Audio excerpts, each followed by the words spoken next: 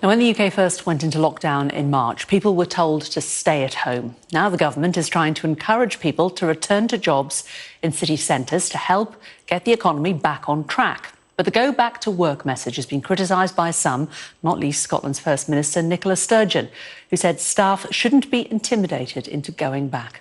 Sky's business correspondent Paul Kelso has been speaking to businesses having to adapt to the changing policy. COVID-19 has reduced the world of work to its essentials. It may leave behind a new model for our cities. This architect's practice in the City of London would usually house 180 staff. Since the spring, it's never been more than 10% of that. But they say the time has come to bring people back.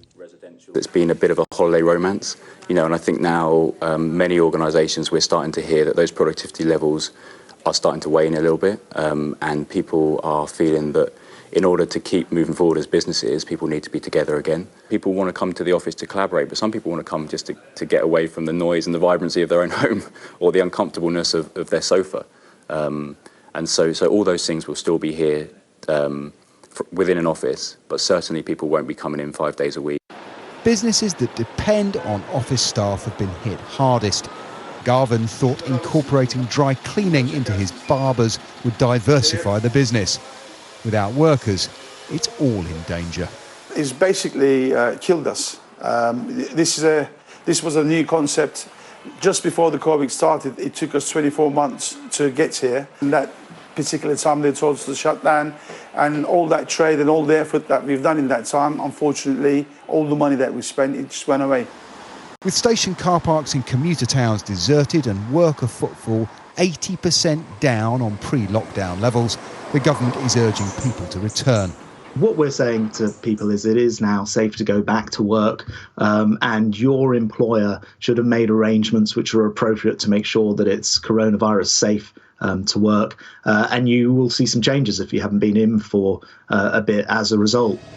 Fewer than half of workers can operate from home, but after months away, those that have may take some persuading. Lockdown brought lessons for the world of work. Companies discovered people could be productive at home.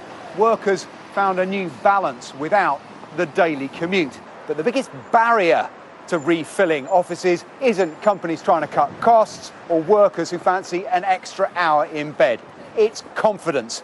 Until people feel safe to travel, they won't. Many employers already braced for losses and redundancies do not want the government telling them how to run their businesses. These are decisions for businesses, not for government. Businesses need to decide with their employees, working closely in deep consultation, what is the best and safest way for us to continue to work and to be productive while looking after our people and our customers. As schools return, ministers hope workers will follow. But that, like the future of the businesses that support them, is far from certain. Paul Kelso, Sky News in London.